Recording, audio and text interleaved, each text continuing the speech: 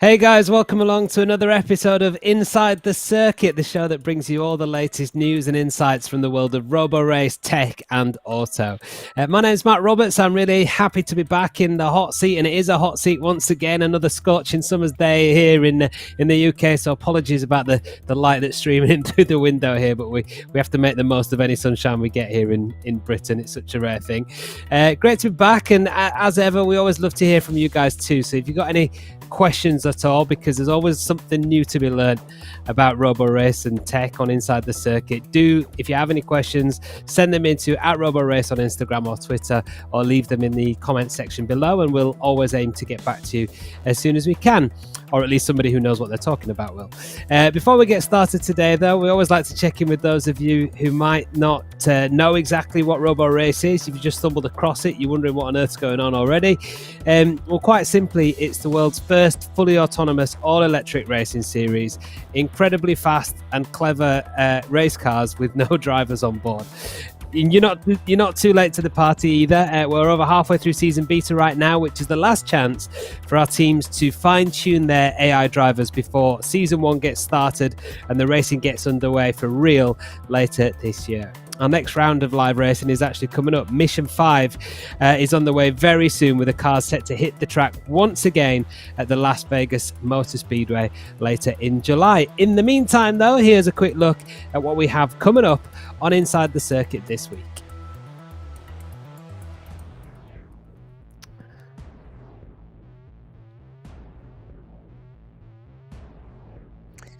Very shortly, we'll be joined by Electric E host and all things electric enthusiast Alex Guberman, who will be bringing us up to date with all the things that are happening in the world of electric driving. So really looking forward to talking to Alex. And then, if you remember from a couple of weeks ago, we spoke to our very own Robin Shute as he was preparing to race in the infamous Pikes Peak Hill Climb Challenge in Colorado Springs, and we documented that race, so we'll be catching up with Robin a bit later to see just how he got on. But right now, it's awesome to be joined by Alex Guberman live from Sacramento. Alex, how's it going? It's going pretty good. How about you, Matt? I'm all right, thanks. I'm a bit jealous of your background, though. There, you look like you're in some kind of other dimension. Looks pretty cool. I am. How's it going over there in London? Yeah, well, I'm a little bit north of London, actually. I'm in the grim north, although it's actually beautiful at the minute, so I can't complain too much.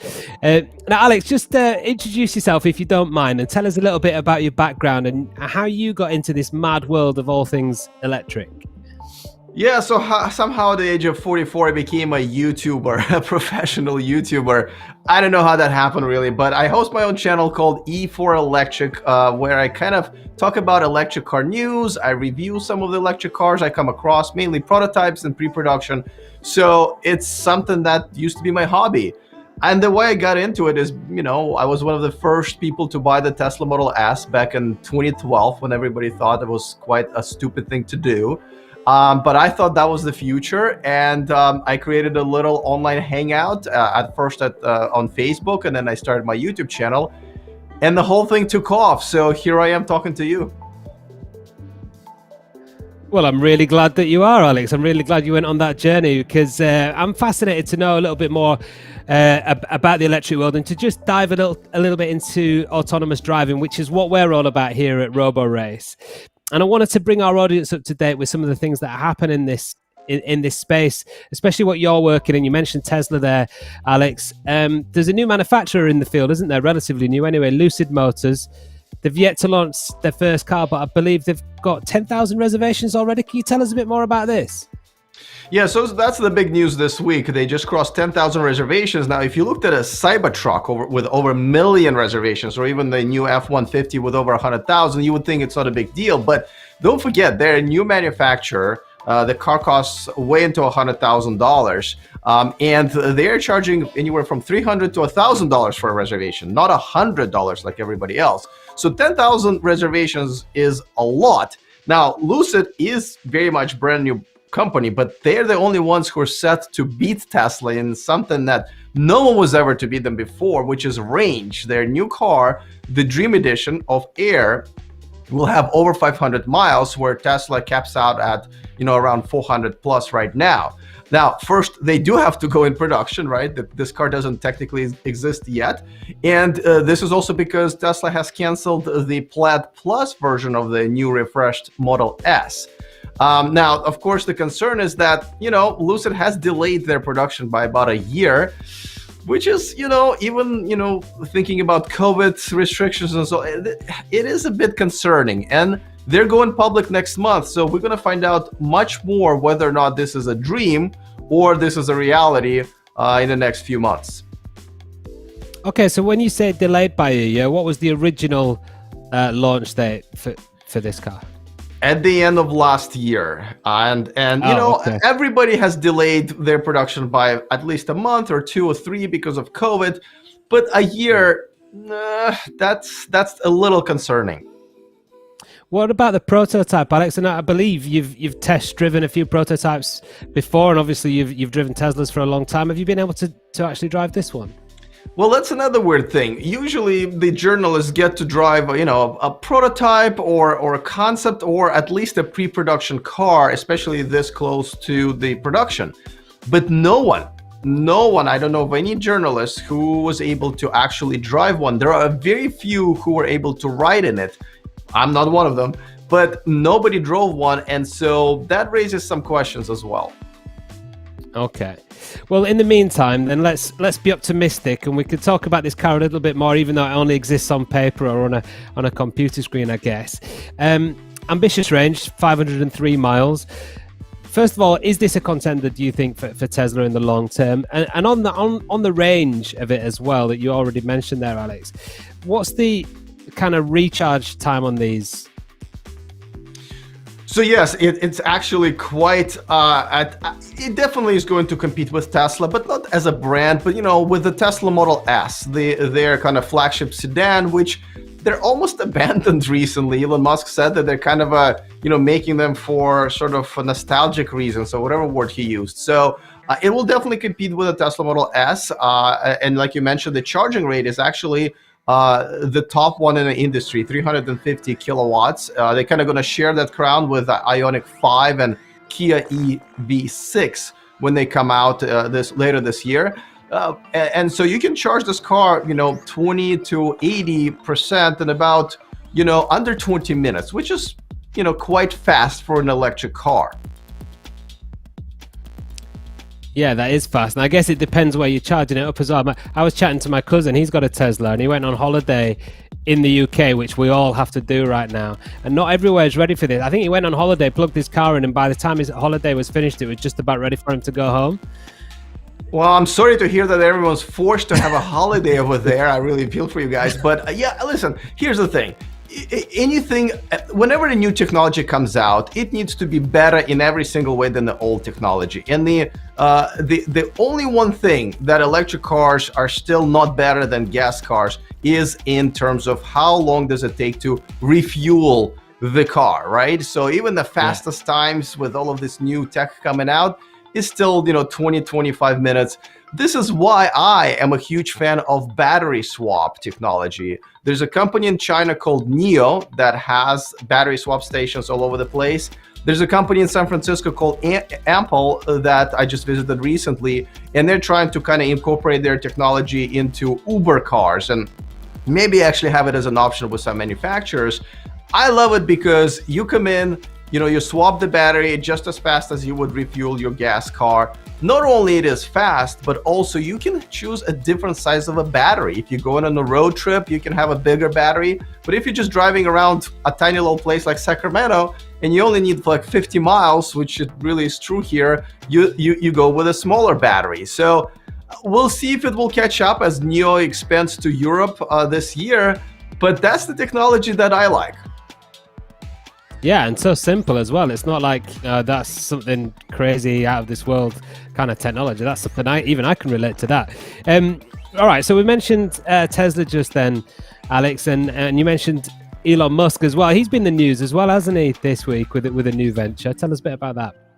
Yeah, every time Elon Musk is in the news, it's always exciting. Not always in a good way, but this week it is in a good way because, he basically said, he's one of the richest men in the world, depending on how the stock is doing. He said that he basically was going to sell all of his houses, all of his luxury houses. And, people were kind of like, well, let's not worry about him. He's not going to live in a box or a mobile home. But guess what? he is living in a box, which is a mobile home. And there's no joke. He lives in a prefabricated home that's about $50,000, which, by the way, is less than the Model Y right now.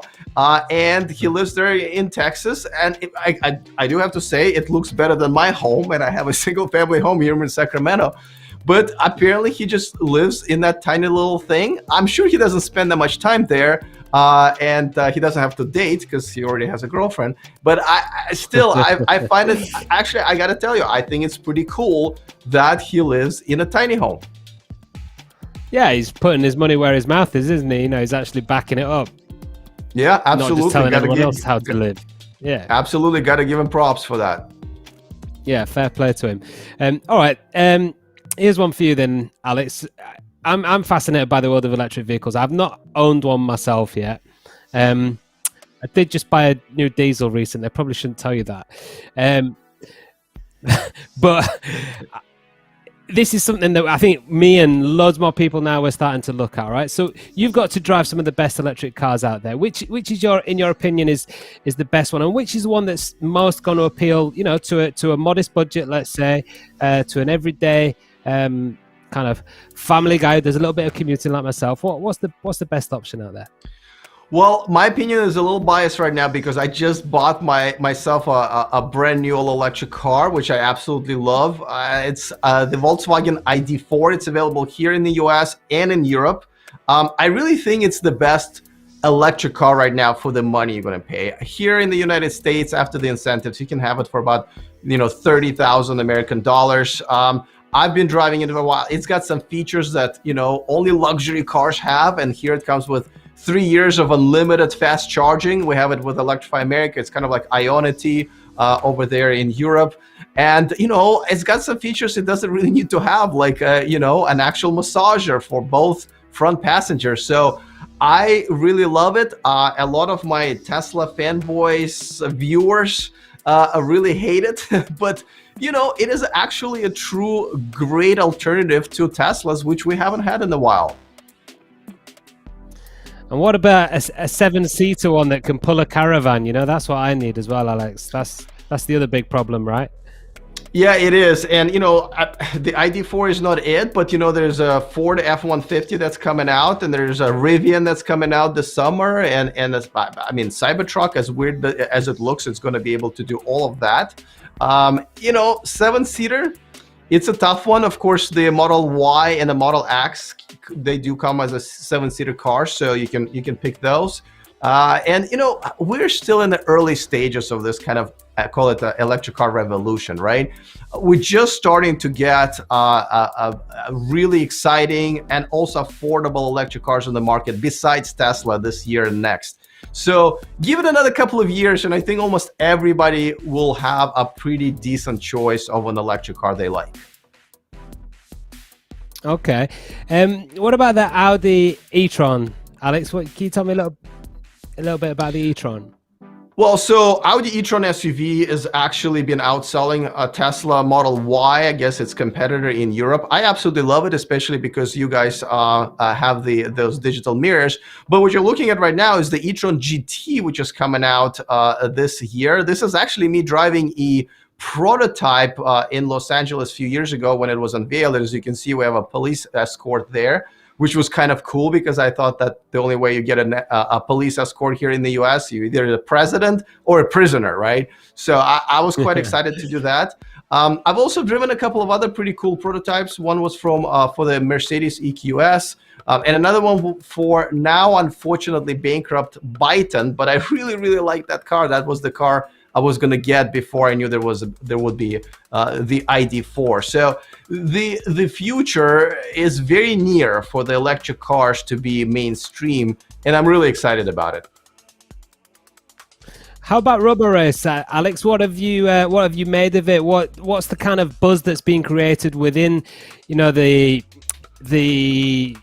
audience? Let's say, the electric E kind of audience. Is it getting a bit of traction? Is the buzz being created about this new series?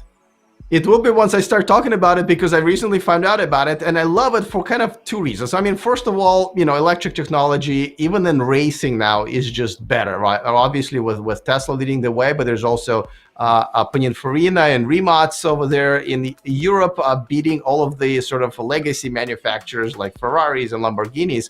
But I also love the fact that you guys kind of took out the human air out of it, right? Because I feel like racing is technology versus technology, and the only way you lose the race is because the damn humans, screw up and run the car into a fiery crash. You don't have that problem here. It really is technology versus technology, and that's why I'm excited about it. Yeah, great to hear that. All right, well, thanks, Alex. Thanks so much for your time today, and really fascinating to talk to you, and hopefully we'll get to do it again soon. Absolutely. I will see you in Vegas, hopefully. Hopefully, not too long now. Thanks, Alex. All the best. Okay, great to chat to Alex there, and hopefully we'll see more of him throughout the year. Fingers crossed it'll be in Las Vegas, like he said. Now, as I mentioned earlier, our team have been busy out in Vegas preparing for the next Roborace, Mission 5. But they actually had some time to take a sneaky little weekend off and make the trip up to Colorado, where one of our very clever engineers, Robin Shute, was preparing to take on the Pikes Peak Hill Climb Challenge. It's a really tricky circuit. It's a famous race that sees cars in different categories competing over a 12.3-mile circuit at an altitude of over 13,000 feet. Now, Robin had actually previously won this event back in 2019. We wanted to see him defend this title. And earlier in the week, our super duper awesome producer and organic vegetable growing superstar Lisa caught up with Robin to see how it all went.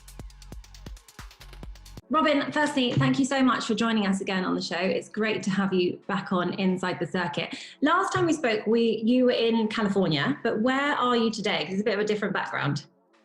Yes, it's a very different background. Thank you for having me. I am in Las Vegas at the moment, which doesn't really have any relevance to what I've been doing the last week or so, but I'm on a long journey back from Colorado and stopping by the Roborace team out in Vegas.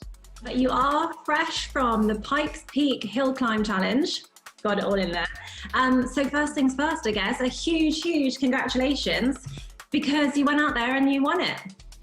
How are you feeling? Thank you very much. Yeah, no, it's brilliant. Yeah, no, it's a very, I wouldn't say odd feeling, but I'm not quite sure how to really feel about it right now. A lot of hard work went into the program. It all happened incredibly last minute, so I was just really excited for getting to the mountain to go and compete and race. The victory was something I was working towards, but wasn't hoping, I wasn't counting on happening. I was just hoping that maybe we would be in a position to go and challenge for the victory. So really great that we did get the car together and everything worked better than expected, and we had a really fantastic race weekend. Yeah, came home with the victory on Sunday by I think 35 seconds, so a huge amount. Very, very pleased about that. Now, I was reading somewhere, and I'll quote this, because this challenge has been labelled as dangerous as any World Rally Championship, stitched together with the spirit of a 24-hour endurance race. Would you say that's kind of a fair evaluation?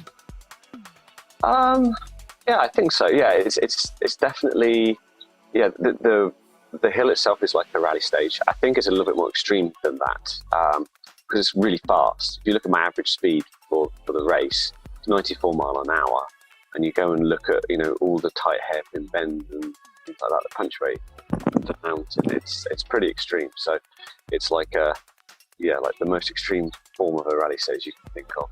And what makes it so dangerous? I mean, obviously you're on the side of a mountain, you're driving at altitude, and there's also some crazy little creatures around. I was reading there were bears hanging out by the side of the track. Yeah. But in all seriousness, what does make it so dangerous?